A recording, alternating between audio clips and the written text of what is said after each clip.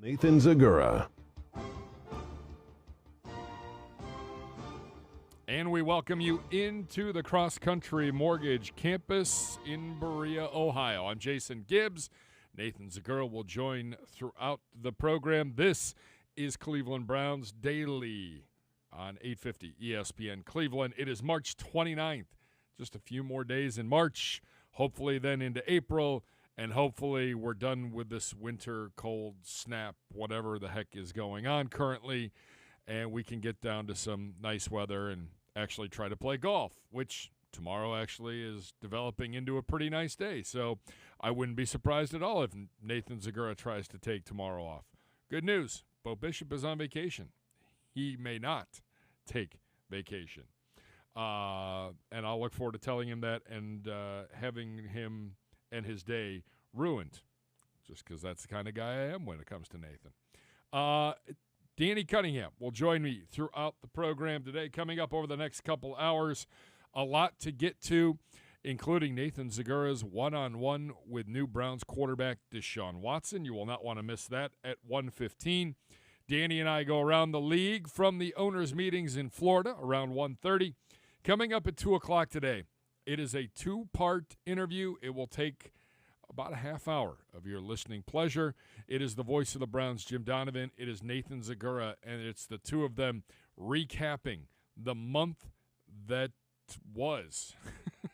Hard to believe. A month ago, we had the NFL Combine. We had things going on. We were getting ready to go to the Combine. We hadn't even gone to the Combine yet.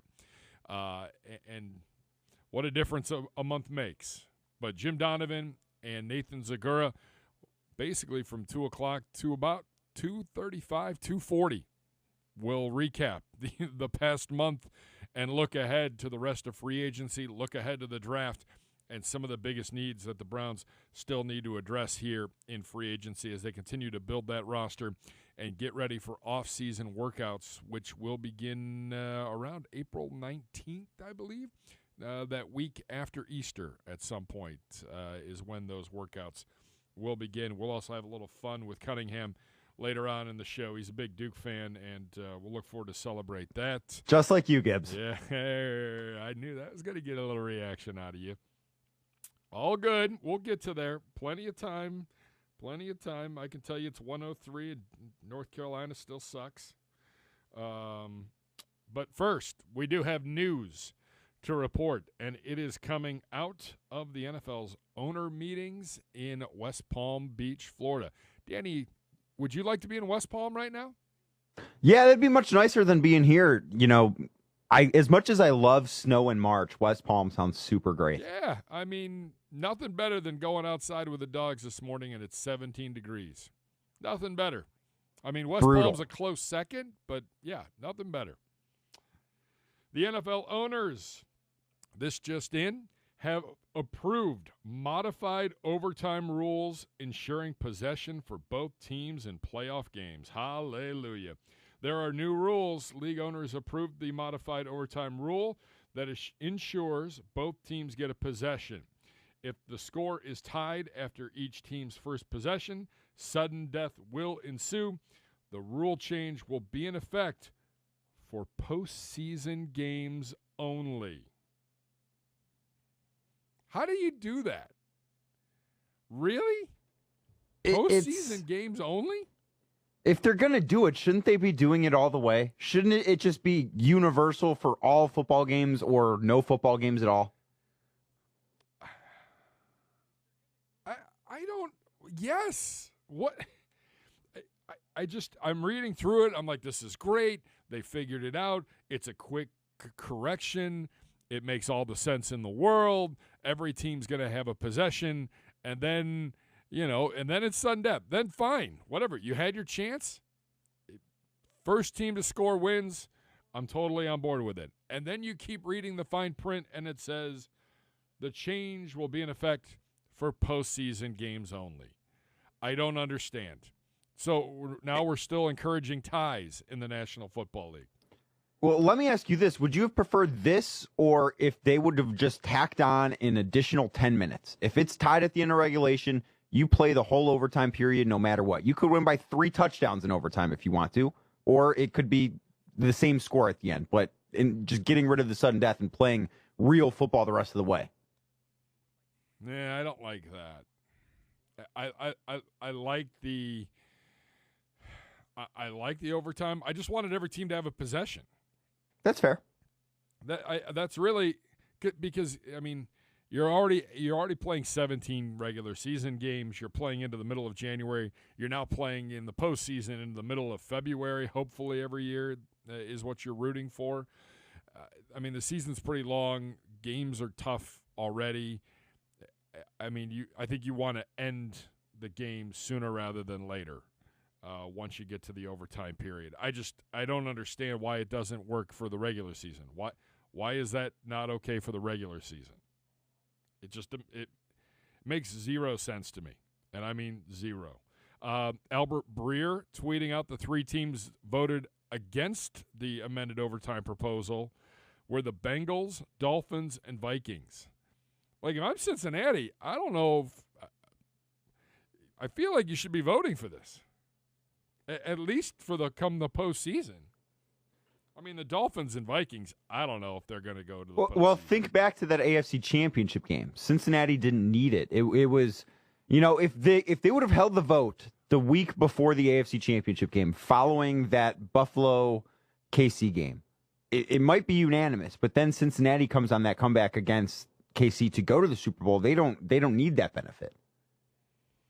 Yeah, I mean, but I just feel like whether it's happened to you or not happened to you, it makes the most sense for both teams to have a possession in overtime. And it makes even more sense. I don't understand, why did they only pitch when they brought it to the table? The proposal was brought forth by the Colts and the Eagles. Why did they not include regular season? Did they know that it was going to get shot down? I do. From what I've seen, that the playoff only thing was kind of a compromise with one of the other suggestions, and that's what got it over the finish line. At least that's the reporting I've seen. I don't. It doesn't make any sense to me. I'm happy that at least the postseason, a team's not getting screwed, and it's a even playing field for the postseason. I just think, again, the worst thing in a regular season NFL game is a tie. I would agree. I mean, it's awful.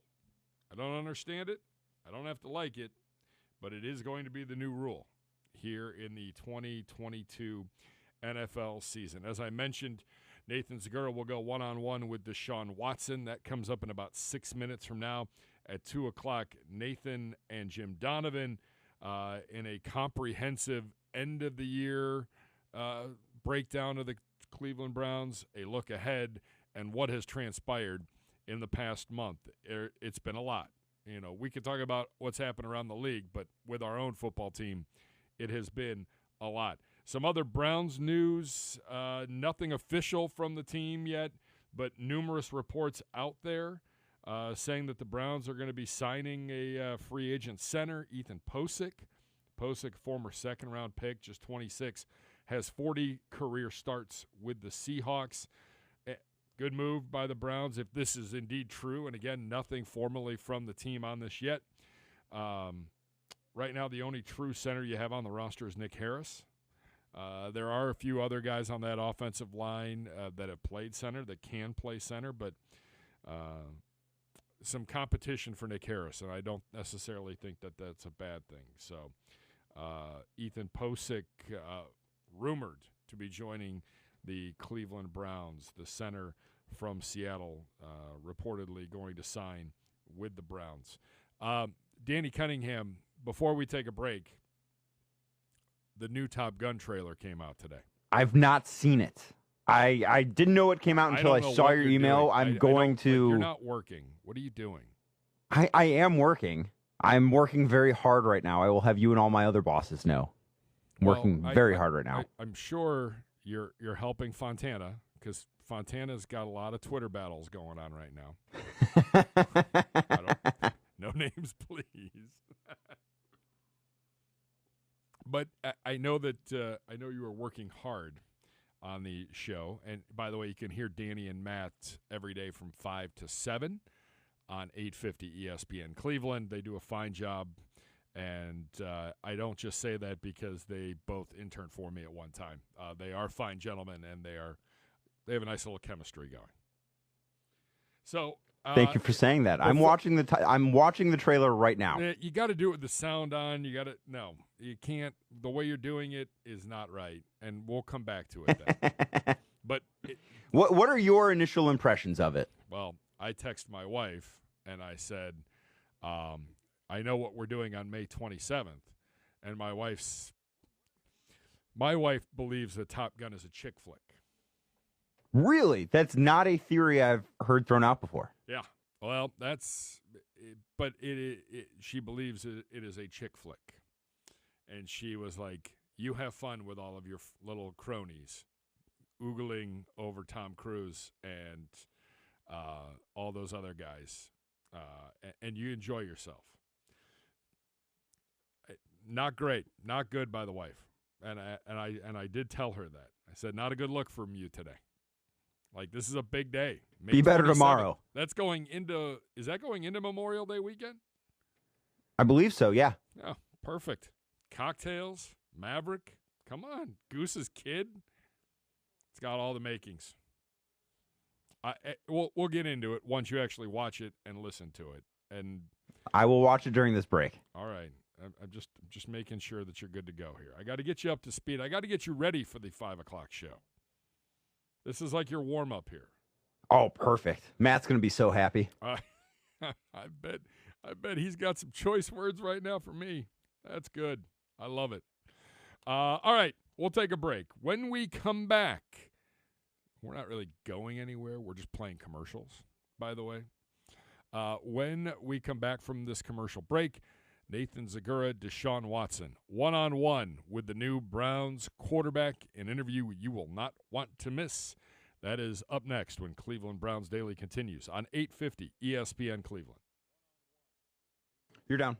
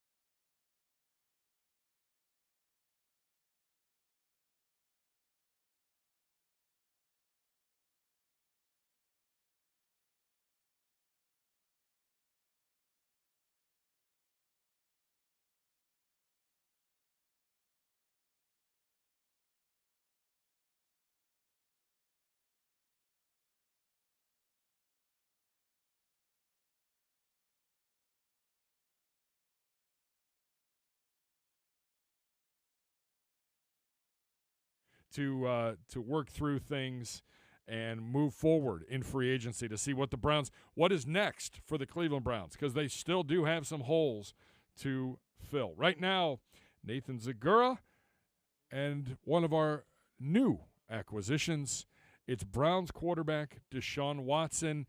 The two of them sitting down together to talk through a lot of things, talk a little football here on a Tuesday. Have a listen. Deshawn, first of all, You're down. we welcome you to the Cleveland Browns. I'm sure this has been kind of a wild time for you, but welcome. How are you feeling kind of getting here and going through around today? Man, I'm excited.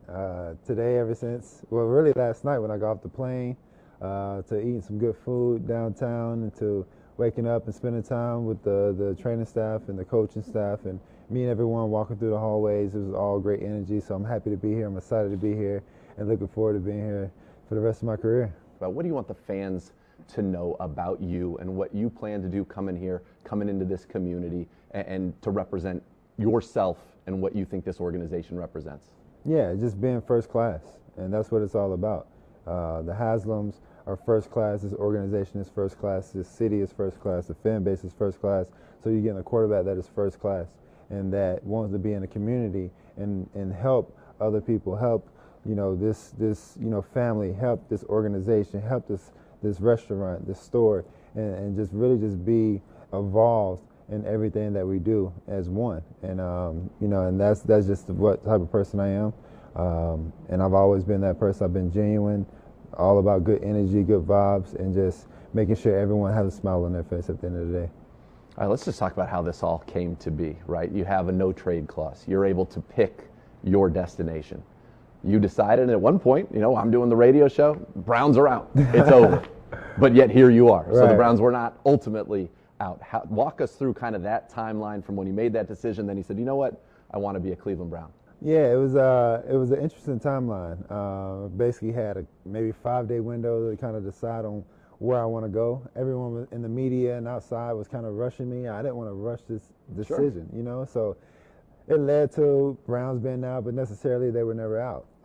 Me and my agent knew that, and what was the best situation for me ultimately help a team win a Super Bowl? And where can I continue to go into a great chemistry, a great organization, a great GM, a great head coach, and a great staff around them, and just a great fan base. And that's what I wanted ultimately, and I knew that Cleveland was the opportunity. And certainly it turned out to be that spot. I know you like talking ball, and I'm sure you've had to talk about a lot of things unrelated to ball. So what was it like getting on that iPad with Kevin Stefanski and kind of going through some of those plays and him getting, as you mentioned, being honest, saying, okay, here's what I love, and it's a long list, but here's some things that, we can get better at. Yeah, he was open, and it was cool because we were able to talk ball in that setting. And in other meetings, we didn't necessarily do that. It was about just kind of learning about the city and the organization. But for me to actually sit down and talk ball and hear how he communicate, his plays and what he wants to do and the things that he see, with me and his offense doing, it was awesome. And that just took it over the top because I knew I could connect with him and talk with him and relate with him. So you're excited about what this offense could maybe be with you at the helm? Oh, it's going to be special. For sure, it's going to be real, real special. When you've won a national championship like you did in Orange at Clemson, and you mentioned earlier, one of the things you want to do is go get a Super Bowl, which is the pinnacle of this. Is that kind of when you have had that success and you've tasted being at the top of your, at that time, where you can be, has that fueled you? Is that something that you're like, I got to get to the top of that mountain here now in the NFL? Oh, definitely. That's the ultimate goal. That's the one goal I want to continue to get to and then continue to repeat. We lost back in 2019, but that wasn't enough. And so I want to be able to get that, and that's why I chose the Cleveland Browns, because I knew that this team and this organization want that same hunger, and we have the talent, we have the staff, and we have the people around, the support cast to actually do it. Speaking of that supporting cast, what's kind of stood out to you? I'm sure you look at that offensive line. Yeah. You go, yes, this is great, wonderful. You got Chubb and Kareem Hunt behind you. Amari Cooper's in now, the Chief, David Njoku. What do you like kind of about this roster and some of the talent, not only probably on offense, but now you don't have to worry about Myles Garrett coming after you anymore either. Yeah, you got Myles, you got Amari Cooper now, you got the whole offensive line, you got the 2 running backs, you have the tight ends, you have the receivers. I mean, you have the whole thing that you need. And then you got the defensive side, you get the secondary linebackers, the D linemen. I mean, it's a complete package. And I've seen and watched film as I was making this progress of what those guys were doing last year and just how they bond and gel by the end of the season. Sure. And all those guys mostly coming back. I mean, it can be really, really special. So I wanted to be a part of that. So you mentioned earlier the fans, and I'm sure you are quite familiar with the fact that the Browns fans are very, very passionate. Yeah. How important was it to kind of get that college atmosphere again and get in front of fans that are completely bonkers for this team? That's what I need. That's what I need. I want that energy every Sunday where it's sold out. And it don't matter who we're playing, what the weather is. We're out there. They're celebrating, they're cheering us on, and we're giving them everything that they want to see. And we're supporting them too. We're showing love back to them, and we just putting on a show. And that's what it's all about. So, having that same bond with the fan base and the team, it's always got to be connected, and I see that here in Cleveland. And certainly they will love this team. They love winning, obviously, and that's something that obviously we're hoping is coming going Yes, forward. Sir. What's it been like being out for a year in terms of being away from the game? What have you done to kind of keep yourself sharp now that you're going to have your opportunity to be back? I've constantly trained. I was training year-round, throwing, working out, running, doing all those sorts of things. And then mentally, I would just kind of sat back and watched it as a fan from a different perspective.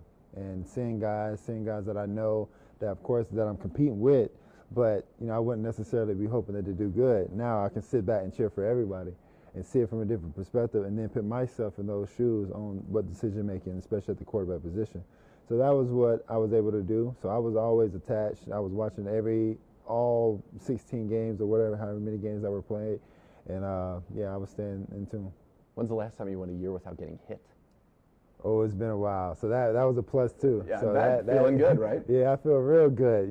So that prolonged my career for sure. So I was able to get my body healthy, my mind sharp. So it was good. How eager are you to get back to work and just to do what you love and play football? Oh, I'm so ready. They had to drag me out of meetings earlier today to go do some other meetings because I was in there with Kevin and the staff talking ball. So I'm excited to be here. I think it starts April 18th and ready to just get the ball rolling. Have you gotten a chance to talk with any of your teammates? I have. They all reached out to me, and I think I'm going to go to dinner with a couple guys tonight. So I'm looking forward to seeing the whole team. But, yeah, they all reached out to me. And community involvement, I know, has been very important to you. I know you were huge in the Houston community. Why is that something that's so important to you? Because it helped change my life when I was younger. When I was younger, the Boys and Girls Club helped me out by giving me a job at the Falcons and being able to see my dream. Ward Dunn with the Habitat for Humanity gave me and my family a home to be able to have a roof over our heads. So that helped me and my family to get out of the situation we're in. My mom, she had tongue cancer. So being able to help the medical and people that have cancer and help them in their situations overcome that tough challenge. And then also just being able to give back for education because people always came back to my community in Gainesville and gave back to the education part and was always demanding, hey, get your education. So that's why I got my degree in college and I graduated early before I came to the league. So all those things are very important to me. Yeah, and I know that for you, this has probably been a journey unlike anything you ever imagined over the last year plus, and you're here now, and we're certainly happy to have you. And so thank you so much. Great to get to talk to you. Looking forward to get to know you better, and Yes, to certainly sir. have more of these, and to get you out You're hot. football. So, Deshawn, thanks so much for the time, and welcome to Cleveland. Thank you, man. I appreciate it. Go Browns. New Browns quarterback with Deshawn Watson with our own Nathan Zegura here on Cleveland Browns Daily. You can also watch the video of that interview, youtube.com/Browns. Go and check that out today as Nathan sits down with a new Browns quarterback. The other Browns new quarterback, Jacoby Brissette, will join the best podcast available later on this week.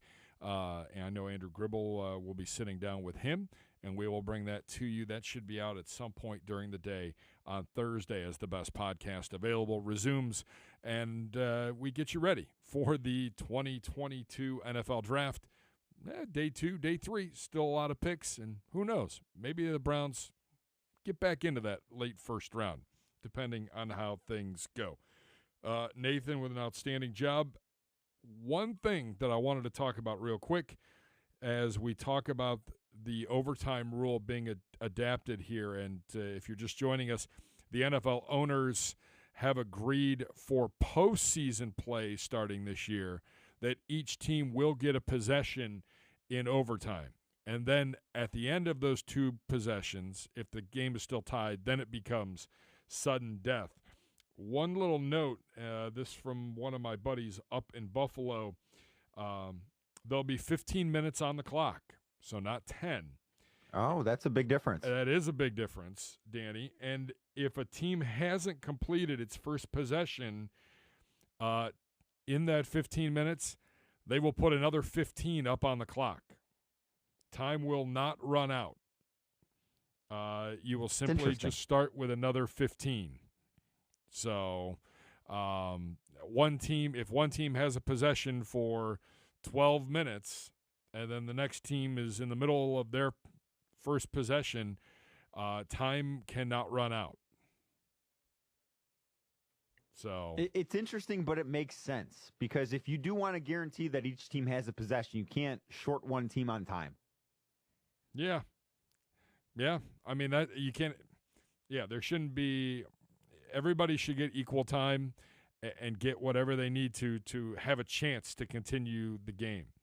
And obviously, that is the chance being given here today by NFL owners. 3 teams voted no on this proposal: Bengals, Vikings, and Dolphins. Everybody else did vote yes. This is only for postseason.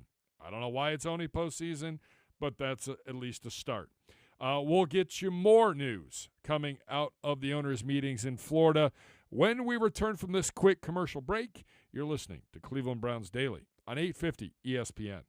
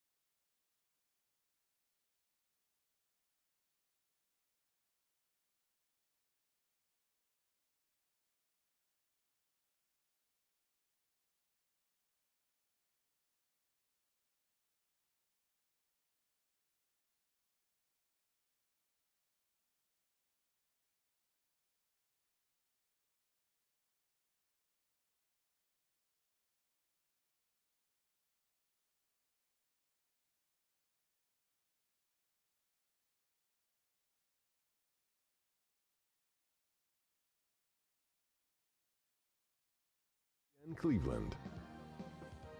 All right, back here on Cleveland Browns Daily on 850 ESPN Cleveland. Jason Gibbs, Danny Cunningham, Nathan Zegura will pop back in here at the top of the 2 o'clock hour. He goes one-on-one with the voice of the Browns, Jim Donovan. The two of them recapping a comprehensive look at everything that has happened with this football team since 1 month ago. It's been quite a lot. And it will be a busy month. It'll be a vast, comprehensive look. About 35 minutes of your time today, and you will not want to miss the two of them breaking down everything that has happened here at the Cross Country Mortgage Campus in Berea. We are brought to you today by our great friends at Ohio Business Machines. OBM, preferred copier provider of the Cleveland Browns, who have all the X's and O's for your office. Call 216-485-2000 or visit ohiobusinessmachines.com. Time to go around the league. A lot starting to happen here at the owners' meetings. Nothing huge. Obviously, overtime was a big deal just for the postseason. Again, we've made our point on that, but there will be – each team will get a possession in overtime before sudden death takes place in the playoffs going forward, but not the regular season. It'll continue to be the stupid format that we have come to know today. This from Adam Schefter in the last 10 minutes. Former Giants and Browns safety Jabril Peppers has reached an agreement on a one-year deal with the New England Patriots. Peppers tore his ACL last season. He's expected to be ready for the start of training camp, and we wish him well. Good person, good guy, and would like to see him and his career continue. This from Pete Prisco, Jamie Eisenberg, CBSSports.com, about how Deshawn Watson's contract affects Lamar Jackson's pending contract talks with the Baltimore Ravens. Kind of surprised, Danny, that this hasn't gotten a little more traction. Lamar says he's willing to sign. The Ravens say they're willing and ready, but this deal has not gotten done yet. And Lamar Jackson getting ready for his 5th and final season under contract and essentially playing for a contract. So here's Pete Prisco and Jamie Eisenberg from CBS Sports talking about that. Also a little talk on Watson's fantasy value. How does Deshawn Watson's deal impact Lamar Jackson's future contract? Well, the Deshaun Watson deal is kind of an outlier. I mean, it's guaranteed money. Nobody has done that for that type of money before, and so it's different. It's a different scenario. I can't imagine the Ravens doing that type of deal and giving him that much guaranteed money. Can they get to the average per year? Possibly in that ballpark, and I think Lamar Jackson would race to sign that if they did. But as far as the guaranteed money, I cannot imagine the Baltimore Ravens giving him that kind of guaranteed money. But we know how this works. Next guy up gets the next biggest deal, and Deshaun Watson right now is right at the top in terms of guaranteed money, and I'm sure that's what Lamar Jackson is shooting to get. Yeah, Jamie, I want to ask you about just fantasy value when it comes to Watson. 8th on your list right now. I'm not asking you to be the judge and the jury on everything that he's dealing with there, but is there any concern with drafting him?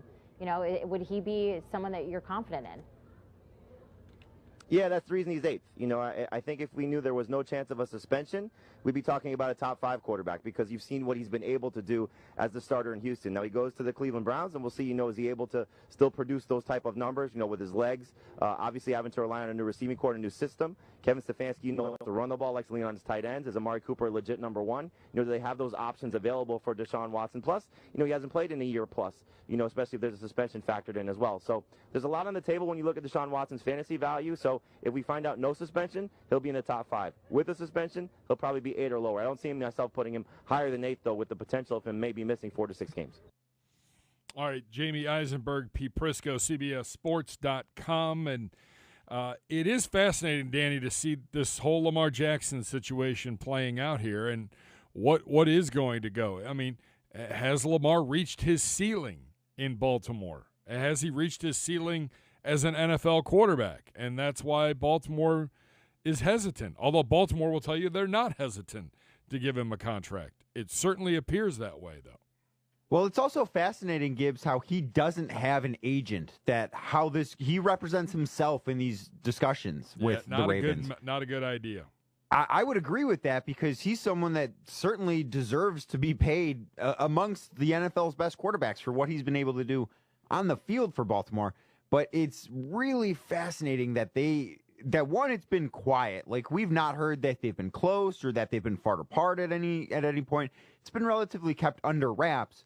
But two, that something's not gotten done. Because if you're Baltimore, you've built your entire system around this one guy. You cannot afford to lose him. I know Tyler Huntley filled in admirably, but he's not Lamar Jackson. They can't afford to Are we sure lose. he's not? They didn't win a game with him. They could not win with Tyler Huntley. Tyler Huntley was fine, but they couldn't win with him. They went 0 for when he played. And I'm not the biggest Lamar fan out there, but I recognize his value to that team. And if you're Baltimore, and do you really want to move on from Lamar and then have to rebuild and take everything a totally different direction? I can tell you one thing. They're going to be a really good team in 2022. Whether they are. It pains me to say that. I don't like to say that. I want to hate that city. It's a great city. But they're going to have like 19 guys back from IR. Like they're going to be loaded up. And they've made some good moves in free agency. And it could all get derailed because of this Lamar Jackson contract dispute, because it's really what it is. It's becoming a dispute. And both sides can say it's not, but the guy doesn't have a contract beyond this year. That's a problem. And at what point do you think it becomes DEFCON 5 or whatever it does for the Ravens? Does it get to June, July, and there's no extension? Is that when it becomes seriously an issue, or is it now? Is it time to press the panic button now if you're Baltimore? Well, I mean, obviously everything starts up in April. It's all voluntary until you get to mandatory minicamp in June. If he doesn't show up in June and he doesn't show up for any of the off-season workouts, and then all of a sudden you start hearing about him threatening to hold out for training camp, then I am very surprised they have not gotten a deal worked out yet. And again, has he plateaued? I don't know. And you do have to wonder if the injury stuff that we saw at the end of this last year, where his last play of the season was here in Cleveland, where Jeremiah Owusu-Koramoah tackled him, injured that ankle. We never saw him again. You have to wonder if that factors in. Which is just weird, by the way, because I feel like you should have been able to come back at some point. Probably, and maybe if Baltimore wasn't as beat up as a team as they were and had a real threat to make noise in the postseason, he would have. But that was never going to be the case with that team, just because of all of the injuries that they suffered throughout the year, not just Lamar's. Yeah, I would tend to agree with you on that. They were still in playoff contention in week 17, and with all the injuries, and all they needed was him to come back, and he never came back. And I don't understand, unless there was something a lot worse. Do you wonder if that rubbed people in that building the wrong way? What's that? Do you wonder if that rubbed people in that building the wrong way? Oh, I think it did. I would be surprised if it didn't. I mean, they needed to win a game. Unless that was a lot worse of an injury that we don't know about, at some point I would have thought he would have been back in December. And he didn't. And the longer he didn't play, the more I was like, is this a contract-related thing? Guy doesn't want to hurt himself more? And in today's NFL, I can understand that. It is a legit question, because when he's got no guaranteed dollars coming to him after this year. None. I can understand that. At a certain point, you do have to think about yourself, and they didn't give him that extension before the season, and that has to weigh on his mind. Yeah, I think that will be a story that a lot of people are not talking about right now, but could become the story of the summer if things continue down the path that I think that they might go with that football team. Something definitely to watch. Rams head coach Sean McVay, as we continue around the league from the owner meetings in Florida. Sean McVay confirms Aaron Donald will return in 2022. Clearly, this was all just a cash grab and contract related, and they are reworking his deal, which was set to go through 2024. and he will obviously become probably the highest paid defensive lineman in the National Football League. I don't know where you stand on him, Gibbs. I think Aaron Donald is the best player in football, regardless of position. I know that, positional value does have to weigh into it at a certain point. That's why quarterbacks are paid far more than anyone else. But he deserved to be paid like the best. And I understand being upset that he wasn't, because he is the best. Was he the best? Was he the highest paid when he signed his deal in 2018? That's what I was trying to look up. He may have been. I don't remember back that far, and he may have been, but I know now when you have the contracts of Myles Garrett and TJ Watt signing that monster deal, Aaron Donald does deserve to be paid more than those guys. He's a 3-time defensive player of the year. I know he didn't win it this year, but that doesn't take away the fact that he is the best player in football still. He deserves to be compensated as such. Yeah, so outside I get of the where he's coming from. Position, he's probably one of the top 3 players in football. Yes? I think so. So Donald is under contract until 2025, but a win-win situation between the two sides would likely involve the 30-year-old receiving a pay increase. He signed the 6-year, $135 million deal before the 2018 season. Oof. That's a lot of money. It is, but he's worth it. He is. He's one of the big reasons why you won a Super Bowl. If not the reason you won a Super Bowl. They don't win the Super Bowl without him. I would agree with that. His postseason numbers speak for themselves. Just a total game record. I still remember the Sunday night game here, and he didn't really do anything. He had a super quiet 3 quarters. And I can remember even saying, we haven't even called his name. And then in the 4th quarter, when that game was close, he just took over. He took over the entire game on both sides. Well, look at how the Super Bowl ended. That was more impactful. Look at how this year's Super Bowl ended between the Rams and Cincinnati. The last 2 plays were him just dominating and doing what needed to be done for the Rams to win. Yeah. Anyways, Aaron Donald's played his cards well. Looks like he's going to get a pay extension. This from Kyle Shanahan this morning, who, by the way, looked like he was about 70 years old. Looked like the night was a little rough for you at the Breakers last night. Kyle Shanahan this morning at the owners' meetings. We are not getting rid of Jimmy G just to get rid of him. He admitted that Garoppolo's shoulder surgery has made things a little bit tougher for the team when it comes to Garoppolo's trade market. The club still plans to maximize his value. He did say, Kyle Shanahan that is, he did say he can see a scenario where Garoppolo's on the team's roster in 2022. I think the longer this plays out, the better chance he's on the roster and maybe competing with Trey Lance for that starting quarterback job in 2022. At that point, doesn't it seem like a misallocation of assets? Because they traded so much to go up and get Trey Lance at number 3 overall in the draft last year. And Garoppolo, they view him as his contract as an asset because he's not a top 5 quarterback in the NFL by any stretch of the imagination. He's not top 10, but he's serviceable. And that can be hard to come by for a lot of teams. I mean, say what you want to about him and his postseason acumen and how far can you actually get with him. I mean, he's been to a Super Bowl. I know I make fun of him all the time, and I was the champion of Kyle Shanahan being on the hot seat because of his play, and I understand and had to eat those words because he took another team to the NFC Championship game, and I get what he's done, but he has not taken them to the next level. And his play, you can argue, has actually almost cost them playoff wins. So that's fair. I don't know. I don't know if Trey Lance is better, but it sounds like the 49ers think that he's going to be. So I don't know.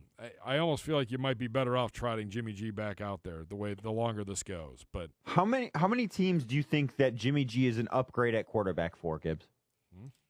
Hold on. Stand by. I can tell you. If we come on, slow internet. Buffalo has a quarterback. Does Miami have a quarterback? They've got guys playing the position. I don't know that they have a quarterback. You could make the case that he's an upgrade over Tua and Teddy. Yep. Is he an upgrade over Mac Jones in New England? I think so. I'm not high on Mac agree. Jones. I think they're very similar players. I think that Jimmy, with the experience and the seasoning he has, could take that team farther. Yeah, I'm sure that they're going to ride with Mac Jones, but I think Jimmy G would be an upgrade for them. The Jets, they're he's an trenched upgrade, but with their guy. But yeah, but he would be an upgrade over Zach Wilson. The Giants, 100%.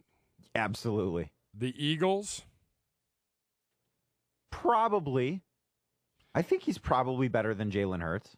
is he on the same level as Carson Wentz? I think he's better than Carson Wentz. I think Carson Wentz stinks personally. I have Carson Wentz pretty low. I feel like there's something wrong with Carson Wentz in the locker room, and that's not the case with Jimmy G. And I would agree with that. I was stunned that the Commandos traded for Carson Wentz before You call Jimmy them G moved. Commandos? Yes, that's what I've been calling them. It's fantastic. Good job. by Thank you. No, I mean the Steelers.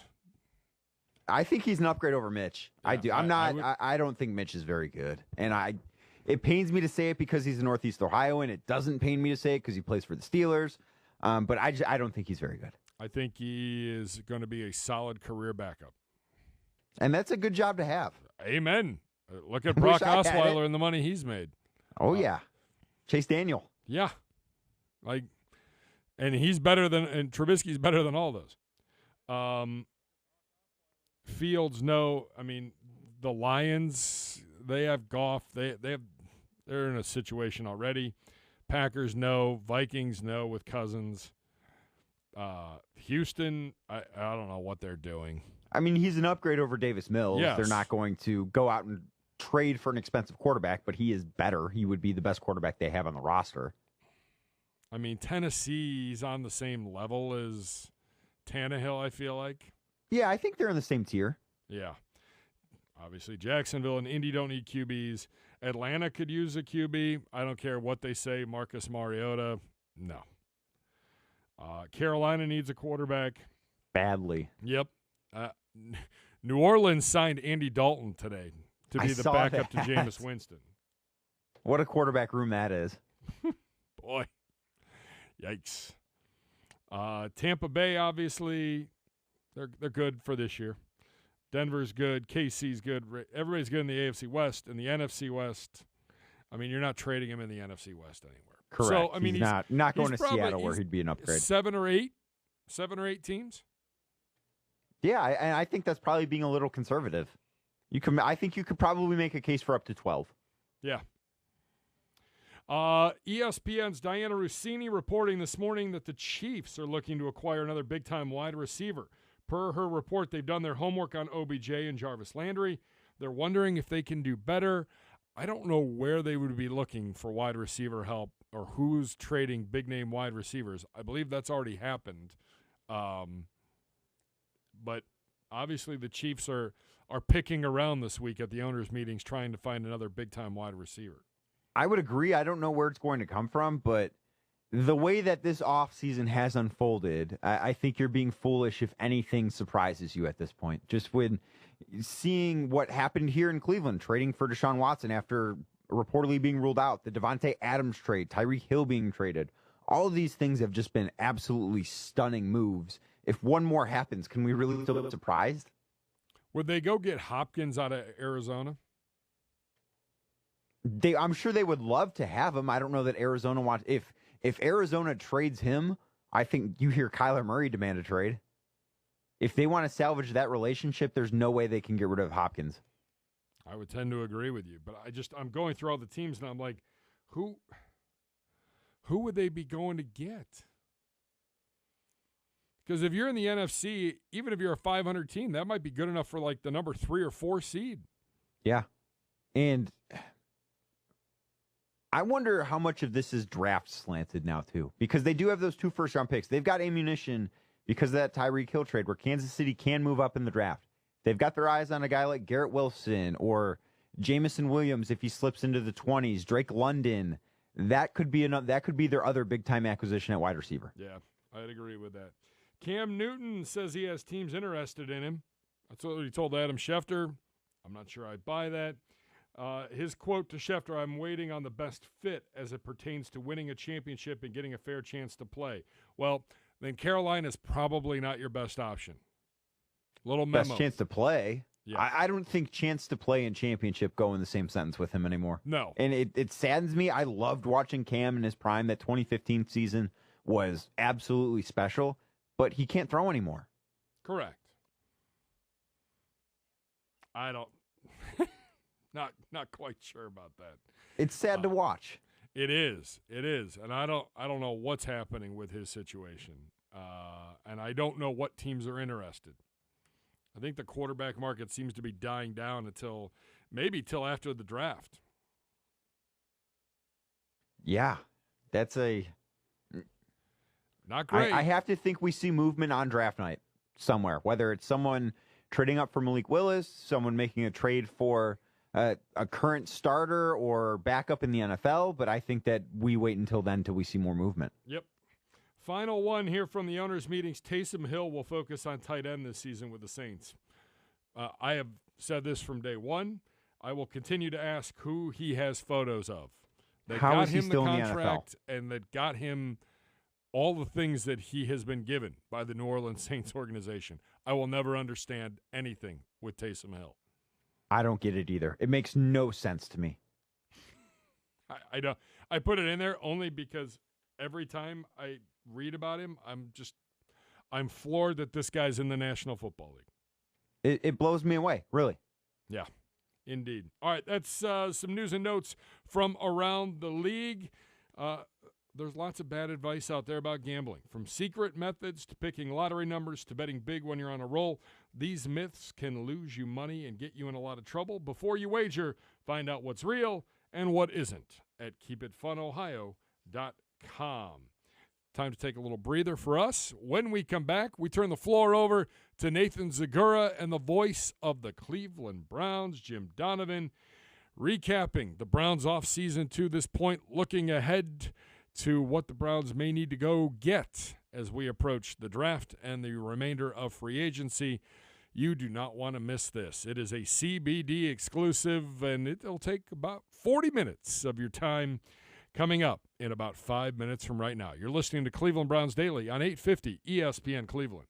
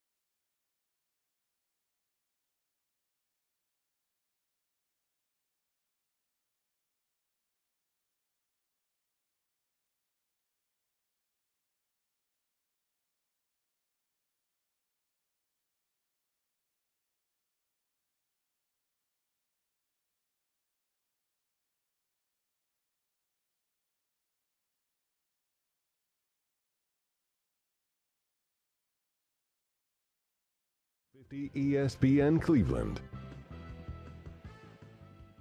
Welcome back into Cleveland Browns Daily. Nathan Zegura, very happy to be joined by the legend, the voice of the Cleveland Browns, Jim Donovan. And Jim, Beau down in the Bahamas soaking up the sun, us here dealing with the muck and the snow. And so I know he would be the first one to ask you what's going on at the farm. So I'm going to do that. But I'm curious too, because we thought we're done with this snow nonsense. So perhaps preparations are made that we've moved past this period. And yet here comes the snow over the weekend. How does that mess things up? What's going on? Yeah, preparations were not made. So this kind of came at us from left field. It's, man, I have to tell you, Nathan, it's tough. Tough on the horses, tough on the owners of the horses. We got blankets off, blankets on, different kind of blanket on, heavy blankets back on, scraping ice out of hoofs. I thought we were done with it, but anyway, hopefully pretty soon. My wife's birthday is always near the end of March, and we always get a snowstorm, right? And son of a gun, here we are again. We're right at the end of March, and boy, I'll tell you what, Cheryl came into the world stormy, and she keeps it that way. So what's her? My wife is March 27th, so we had a white birthday here on Sunday, and for Cheryl, what was the day? It's this Wednesday. It's coming up Wednesday. Okay. But we celebrated a little bit on Saturday, and it was snowing then. So I said, Cheryl, this is perfect. This is living in the great tradition of your birthday. Yeah, Kayla said she was sad we didn't get a white Christmas, but she said that doesn't mean I wanted a white birthday. But yeah, right, absolutely. But here we are, and here the Browns are. And Jim, we obviously have to dive into this. It was 2 weeks ago today that we first really learned the Browns were going to be flying to Houston to meet with Deshawn Watson. And if 2 weeks has ever felt like 2 years, it has probably been these 2 weeks. So just kind of walk us through your standpoint from, you find out that they're going and pursuing Deshawn Watson, to Watson says they're out, to Deshawn Watson says, I'm choosing Cleveland, and he comes to the Browns. Well, I'll tell you that Friday afternoon, when he obviously called them back and said he was in, and the deal was put together, and the astronomical contract that was given, the record-setting contract, I mean, that was unbelievable. I mean, because you feel like you're out of it, and you're really kind of wondering, where are we now with the quarterback situation and the Baker situation sitting over here? Or are we going to go out and into the landscape of quarterbacks and try and go a different route? And this ends up back being the case with Deshaun Watson. It was an incredible day. I mean, it was shocking. And yet it's been very, very, very, very strange, I think, through this whole process, because I don't think, Nathan, whether you're a member of the Browns organization, a player on the Browns team, member of the media that covers the team like we are, I don't think anybody really knows how to react in totality to it, because there were so many different layers. Is it a better situation football-wise? Yeah, I think it is. I think he's a great quarterback. I think he's a generation type quarterback, and no argument there. But the other layers, have to be addressed, and they are being addressed. And I don't think anybody knows how to react. If you react all football, are you being insensitive to the other layers of the social situation? And those are very serious, and they're daunting. And yet, innocent until you're proven guilty obviously lies in there. Listening to the press conference then last Friday, I mean, he was very, very strong about his behavior. Now, he's never done anything like this, never violated anybody, wasn't raised that way, wasn't interested in counseling, wasn't interested in settling the cases, because he doesn't feel he's done anything wrong. In the mix there, I think all of us would love to have a situation where there's a clear path and we have some definition as to what happened in Houston. Has it been resolved in some form? And can we get on with football? And then there are some hurdles to get over there. And I think a lot of people are wondering, when will he be the quarterback of the Browns? And by that, I mean, when is he going to be out on the field and be the quarterback of the Browns? And yet, I don't think a lot of people are comfortable talking about it right now, because if your reaction is wrong, you get kind of painted into one corner that you might not want to be in. Yeah, it is a very nuanced, and as you correctly pointed out, a very layered discussion. So we'll get into a couple of those pieces and those factors of it, and you did a great job there. But I wanted to ask you, how did you find out? Because I've told the story on Browns Daily that all of a sudden I was at home because it was, I think, like 4-ish in the afternoon, somewhere like that on Friday. And we were off that day because of the Ohio State game was in its normal slot for Cleveland Browns Daily. All of a sudden, my phone, which was on the island in the kitchen, starts buzzing so violently and just over and over that it starts moving across the island. So I said, what's going on? Picked up my phone, and I had to probably get through about 20 messages before I actually found out what was going on, because most of them were like, holy beep, or oh my God, but we're offering nothing as to what those emotions were about. And then I finally get to Watson. I said, is this real? I couldn't believe it. So, and then, as you mentioned, then you realize, okay, now we've got a very complex situation on our hands. Immediately, that dawns on you as well. How did you find out, and kind of what was that in that moment? What was that like for you? Well, it had been a long week, remember, leading up to Friday. I mean, as you detailed, he's out, or they're in making a pitch. He's out. He's back, and then when he came back in, and it was about 4:00 on that Friday afternoon. And someone just messaged me and said, Deshawn Watson's coming to Cleveland, with about 10 exclamation points. And so then immediately, like yours, my phone starts buzzing and things like that. I go to the NFL Network, I'm going to ESPN, I'm going anywhere I can go to kind of put the whole details together. And it was amazing. I mean, it really was to consider, because I've watched him as a player, and I've watched him against the Browns, I think 3 times, Nathan. I think I've seen him play against the Browns 3 times in his career since coming into the NFL. Marveled at his play, and then to put him, and that's what I was doing earlier in the week when the Browns were making their pitch to him. And I thought, it was, hey, look at our roster, and we're ready to win. And so I was kind of visualizing that when I heard that he was coming, and got over the initial shock and said, boy, you put him in, behind that offensive line, with that offense, with those running backs, with Amari Cooper, with the defense that got better. This really changes the outlook of the team. So I was kind of fantasizing the football part of it at first. And then, as the day went on and into the evening, of course, I went out, and a lot of people were coming up, starting to talk about it and wonder about the validity of it. And, it started to take shape. The full argument, or not argument, but the full case of it started to take shape. But when it hit, I mean, it was incredible. I mean, it was one of the most astounding days I can remember, really. New Browns, old Browns, really astounding. It really was. And then, as we have, as you mentioned, the complexity of it. And one of the things I said, and I thought that the press conference, my big takeaway from Deshawn was he is adamant that he did not do the things that he is accused of. The grand juries have declined to indict him, and typically you've heard the phrase, the grand jury will indict a ham sandwich, and that. Brown said their research was exhaustive, and independent investigators, and they were grilled on that. But at the end of the day, they felt comfortable with the information they had to make basically $250 million investment into Deshawn. But I thought it was interesting that he was adamant not only that he was innocent, but that people said, are you going to settle these things? They said, and four different occasions said, I won't settle. I'm fighting to clear my name. And I thought that from his standpoint was powerful. We have to let this process ultimately play out to find out, really what happened here. But I thought that was an interesting thing. And because he hadn't talked at all. So I really had no idea what he would say, or how much or how little he would say up there. Yeah. And I can remember, and I think it might've been on your show. I can remember John McClain, the great writer from Houston, the Houston Chronicle, being interviewed and saying, this was during last season, this is a really strange situation out at Texans practice and out at the facility during the week, because he's there, but he's off to the side. He's obviously not going to play, and they're not going to play him. And here you have this amazing talent, and there's no communication with him. We know that he wanted to leave the organization before all of this came to the forefront, but it was such a unique situation in Houston that he could have changed the fate and fortunes of that team by just stepping out onto the field. But there he was, off to the side and nowhere to be seen and nowhere to be heard from. So, I mean, as you look at it, it's been an amazing situation to follow. But through all of that, I never put him here in Cleveland. And here he is here in Cleveland.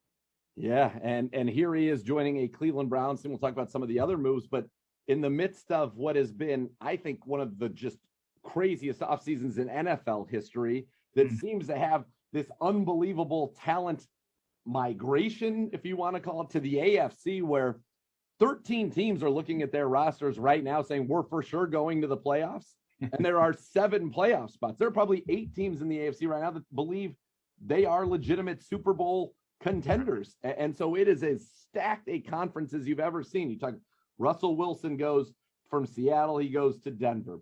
You've got Devontae Adams going to the Raiders. You've got, just Khalil Mack comes over and goes and loads up the Chargers. Tyreek Hill, in a shocker, goes from Kansas City to Miami. Just huge names moving around. And Deshaun now with the Browns. I realize he was in Houston in this conference before, but really in the NFC, they got Carson Wentz, went from Indy. Oh, Matt Ryan to Indy as well.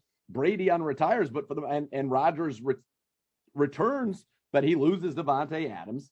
It's been just an unbelievable offseason in terms of the activity. And for a while we thought, oh no, the quarterbacks aren't doing anything. And then it was just wrong. They're craziness.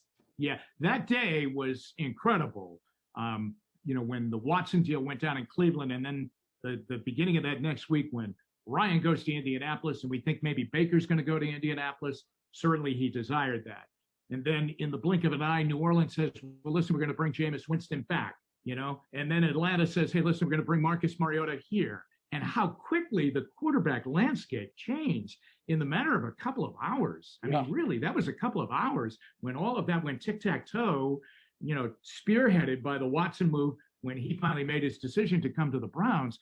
I mean, that was astounding. Again, and we're using that word a lot, but that was amazing to watch how quickly teams said, all right, he's not coming here. Boom, we got to do something here and make a decision at quarterback, and how those teams got those deals done so quickly and so efficiently, I would imagine, in their own minds, to make sure that they had a quarterback waiting to go and, at the most important position in the game. Yeah, and you mentioned kind of those quarterback dominoes falling. And one thing that we haven't even talked about is in the midst of the Browns go to talk to Deshaun Watson, Baker issues a statement on Twitter. Obviously, he was not happy. That felt some ways it sounded like he made perhaps a farewell letter. Yeah. The Browns are out. He then says he wants a trade. The Browns say, we will not honor your trade request. Then Watson comes, but that's the other part of it, which we haven't talked about, is Baker Mayfield and Kevin Stefanski saying, yesterday at the owners' meetings, he hopes there's a swift resolution there. But when you talk about all those dominoes, there aren't a lot of places left for quarterbacks. And you still have Jimmy Garoppolo, who many people expect to be moved from San Francisco. And then now Baker. And I don't know how many chairs are left. Yeah, I know. And I have to tell you, Nathan, this is a very different situation for Baker as opposed to Texas Tech, when he lost, his starting position after he hurt his knee, and he came back, and Cliff Kingsbury had kind of moved on, and then he moved on and went to Oklahoma. This is very different. This has got a lot of ego wrapped up in it, but it has a lot of concern as to, do you have to go and prove yourself all over again? I mean, when he was drafted number 1 by the Browns, he came in, and for a short period of time, they kept saying, well, listen, we're going to sit him for a year, and he sat for about 3 or 4 games, and then he came in and did what he did against the Jets on that Thursday night, and off and running we went with Baker Mayfield for what we thought was going to be an eternity. And it would have been an eternity in quarterback years in the NFL if he would have been the quarterback, the franchise guy that we thought he was going to be. But this has got to be a real struggle, because even though you're sitting there financially, knowing that you're going to get $18.9 million, still there's that, this is what he's all about, that chip on the shoulder that he has always had throughout his career. And now at the NFL level, different than college, he has to find a team that is ready to commit to him, or does he have to go in and compete against 1 or 2 quarterbacks all over again and try and win a job? To me, that's amazing. That's how quickly it can turn in the NFL. Yeah, I mean, and one of the things we've said on the show is you're never going to forget. I mean, at this point, it's obvious he's going to be a quarterback somewhere else in the NFL. He will not be. Sure. We'll never forget that Thursday night win over the Jets in 2018. You will never forget the energy and the life that he brought to this city, and the magical season in 2020, the playoff win in Pittsburgh, your first playoff win in a quarter century, your first road playoff win in 50 years, that you can't write that history of what is the start of a Browns turnaround, obviously without Baker Mayfield. But It's just, to your point, it is so abrupt to think, if we were talking at this time in 2021 coming off of the 2020 season and the playoff run, this would be inconceivable. And it kind of was not, I wouldn't say tipped off, but you see the Rams and they had a guy in Jared Goff who actually had taken them to a Super Bowl. Right. And they said, no, you're not good enough, Matt Stafford, to go on to win the Super Bowl. And so maybe that was kind of a precursor to this type of thinking, but it seemed inconceivable a year ago. Yeah. a year ago right now, I would have thought we were on the path to a long-term contract and a very, very rich contract with Baker Mayfield. And, I don't know that a lot of people would have disagreed with it, because I think everybody thought the arrow was pointing up and it was going to point up and go up and to a really high point with his quality of play and what he was going to do with the team. So, I mean, what has happened to him and where the ceiling is now is dramatically different. And it's, I would have just never thought that it would have ended this way so quickly and so suddenly. And that's the business part of the NFL. That's the business part of the NFL. And I'm sure that I really do believe there is a market for him, and that somebody, is going to take the shot with him, and he's going to play somewhere, and hopefully he'll play very well, because I think, he was a part of a culture turnaround here in Cleveland. And I will never forget that Thursday night against the Jets, because it was so important that they win that particular game, because it had gone so long since they had won a game, and how he dramatically, from the moment he stepped on the field that night, just turned everything around. I had never seen a quarterback, be it a veteran coming off the bench, or certainly a rookie coming off the bench to make his first NFL regular season appearance, change a game so dramatically and just really suck up all the energy and you're hot on in that stadium like he did that night. We hope you enjoyed part one of our sit down. Nathan Zegura and the voice of the Browns, Jim Donovan, recapping the offseason to this point. And really, it's just been the quarterback talk. We get into a lot more in part two, which comes your way here in just moments, talking about Amari Cooper, talking about the biggest needs this team still needs to address prior to offseason workouts and training camp, which is coming right around the corner. We will get to part two of that interview coming up in just a few minutes. Nathan Zegura and the voice of the Browns, Jim Donovan. You're listening to Cleveland Browns Daily on 850 ESPN Cleveland.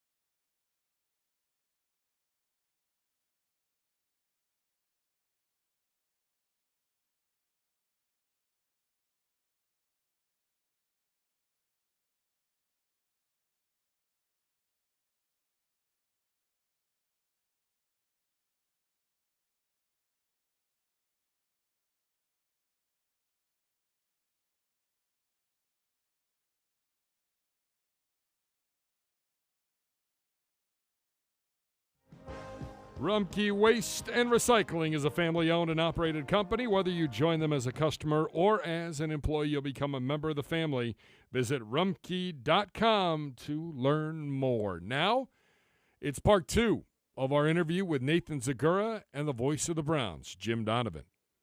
As we talk down situation, Deshawn Watson comes in. You mentioned there's some uncertainty. Kevin Stefanski saying certainly he will be here for the beginning of the voluntary workout program, but we don't know what the NFL is going to do, if anything, as it relates to Deshawn Watson. So late last week, the Browns bring in Jacoby Brissette, a veteran quarterback who has started for the Patriots. He started for the Colts. He started for the Miami Dolphins.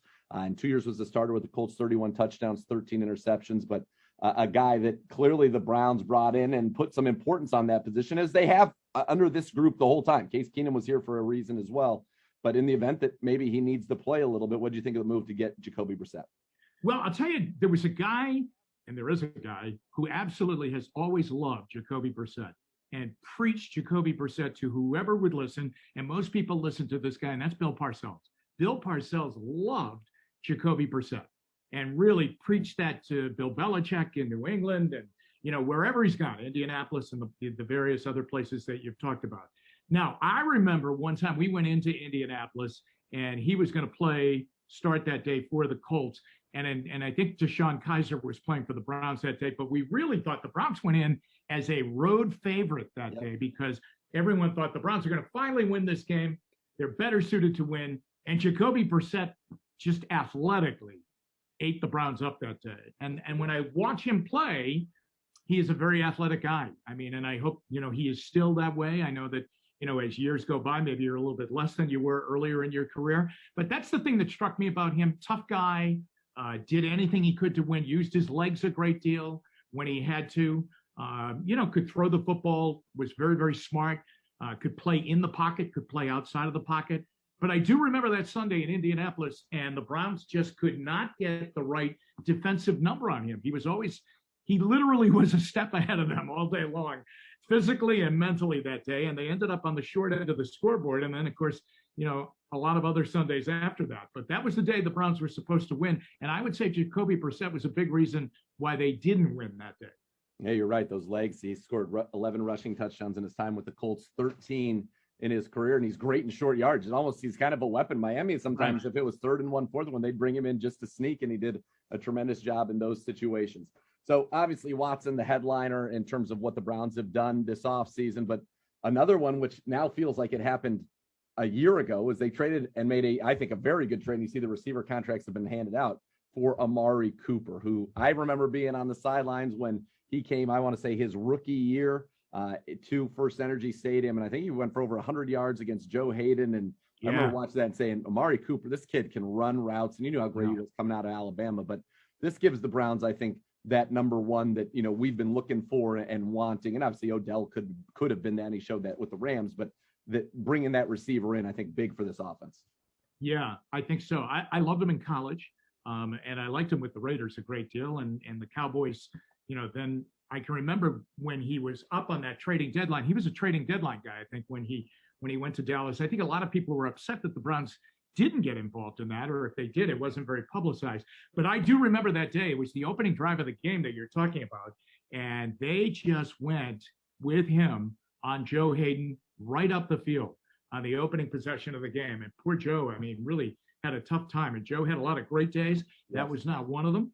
And they just found a spot, and he could not contain him. And they went right down the field, jumped out, took the lead, and ended up winning the game. But I think, a very crafty receiver, a guy that you can play, I think, outside. You can play him inside, I think, too. I think that it's something I think that we knew that they needed moves at that spot anyway, at the receiver spot, be it in free agency and in the draft, too. And that still might be the case in the draft. But I think it was a great move. And when you look at the move and the deal, I think it was a really smart move right away, the way the contract was structured, just a really A-plus move for them. Yeah, didn't have to give up much in terms of draft capital at all to get the services of Amari. And that's one of those ones where you hear he's going to be cut, and then a week goes by and he still wasn't cut, and you realize, okay, they're trying to get a trade for him here. And the Browns, I think, astutely jumped in, and Andrew Berry did a great job taking advantage of that Another receiver, when you talk about the culture change, I don't think you can talk about that without mentioning Jarvis Landry. And, the reporting is there's still mutual interest. And I've said many times I would love him to retire Brown. I couldn't love him anymore. What do you kind of think about Jarvis and the potential that it still seems to exist that he could come back to the Browns? I was really sad, but I understood everything when it happened that he left the Browns and they were going to move on. I loved him as a player. We talk about Mayfield being a part of the culture change. Maybe even before that. Maybe the day that deal was made by John Dorsey. Yep. That rash of deals that was made that day. That was a Friday afternoon, I can remember. And they made the deal and got Landry. They got Tyrod Taylor. They moved a lot of things around and they were on their way. I always felt, Nathan, that when things were sputtering a little bit, he was always the guy that would get them out of trouble and get them back on track and make a play to get them going again. And I thought that, he did a lot of other things and he was competitive beyond belief. I think last year was a tough year for him physically. I think he was hurt and I think he kept getting nicked as the season went along. And I think he was frustrated and he doesn't like to lose. And I think he took a weather report and the weather report was, man, this team is really good. We shouldn't be losing. And I would love to see him come back. Man, that would be a dream come true because I just think he's such a great leader and a big game player. And I would like to see him in a big game again in a Browns uniform.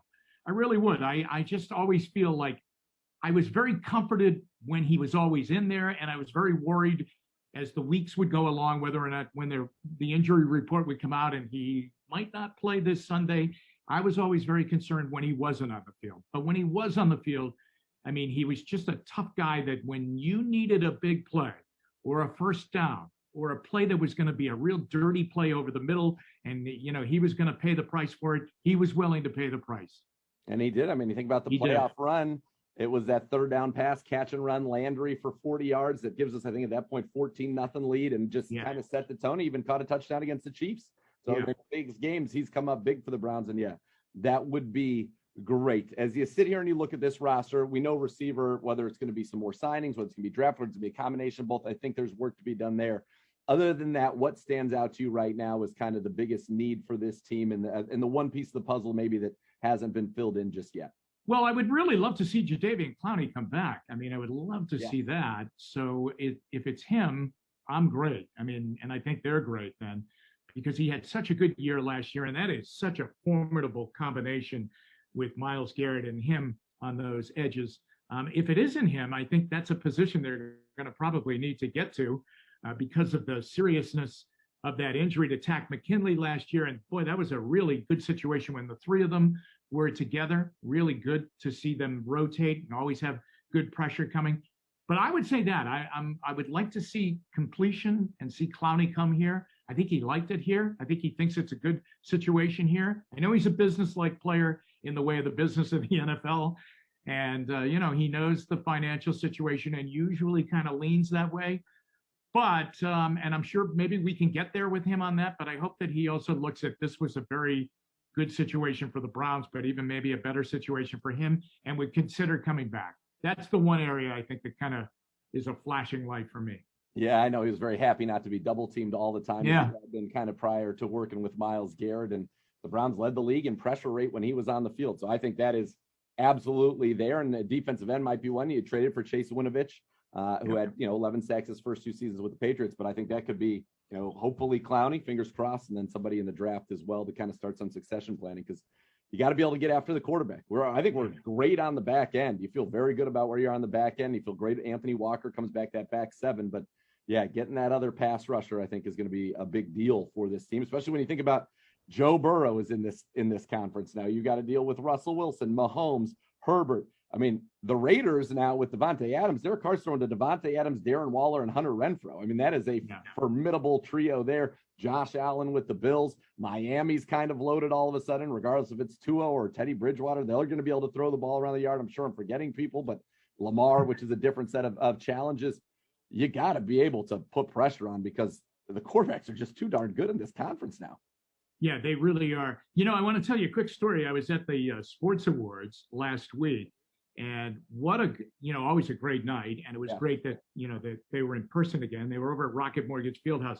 And Myles Garrett won the top professional athlete of the year. Certainly deserving. Great category up against, Darius Garland and Jose Ramirez. But anyway, the Browns had Greg Newsome there, and they had JOK there. And when the two of them came up on the stage at one time, it really looked good. And I'm saying to myself, wow, what a future this Browns defense could have with, Jeremiah Owusu-Koramoah and Greg Newsome, who I thought had a great year last year Absolutely. as a rookie corner. And it just looked like such a great young foundation of a defense that hopefully will be together for a long time. But two tremendous young talents, and they represented the organization really well. And people were really excited to see them in that form. It was kind of turned my head a little bit and said, boy, that side of the ball, which we were really worried about at this time of the year last year, looks so much better now. And for every year with these two kids growing up, imagine the knowledge that they gained and what they're going to have going into their second season now in the NFL. They could become really remarkable players together. Absolutely. And I'd even add on the back end, this will really Grant Delpit going into his second year. And so you've got a lot of young talent there.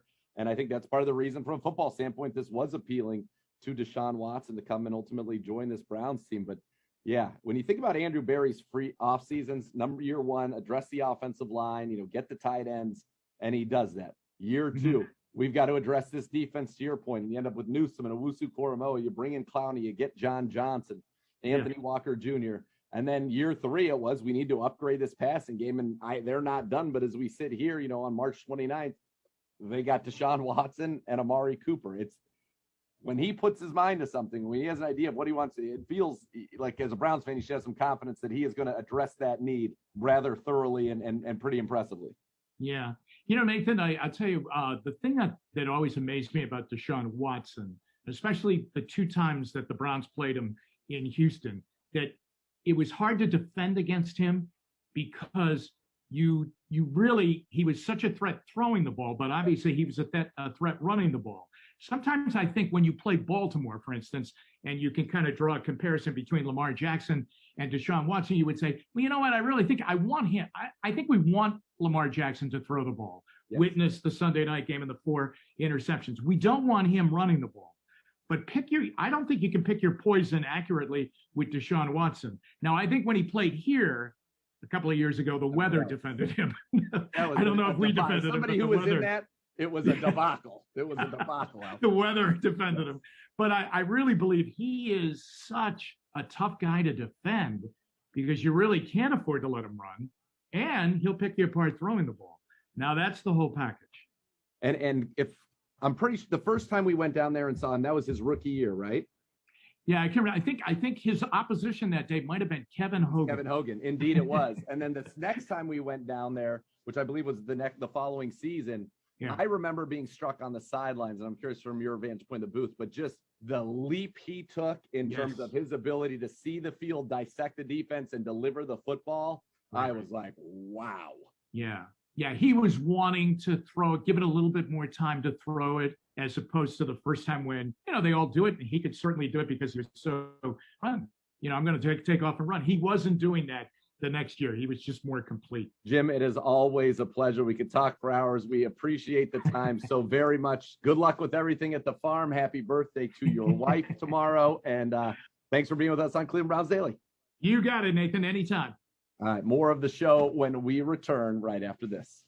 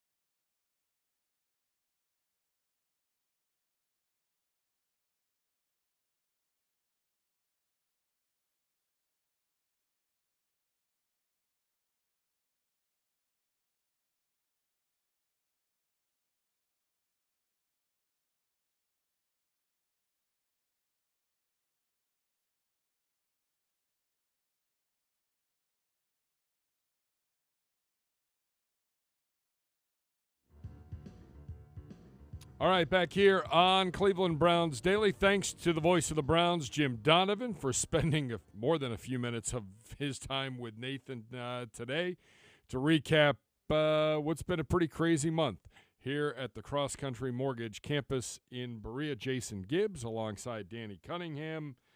Have you had a chance to watch the Top Gun 2 trailer? I did. It was fantastic. I mean, I want to go watch that movie right now. It's a shame it doesn't come out for 2 more months. Yeah, see? Yeah, I knew you'd come. The I never volume doubted makes you. all I the just difference. hadn't seen it. It looks fantastic. It does. So this has been like 2 years in the making. And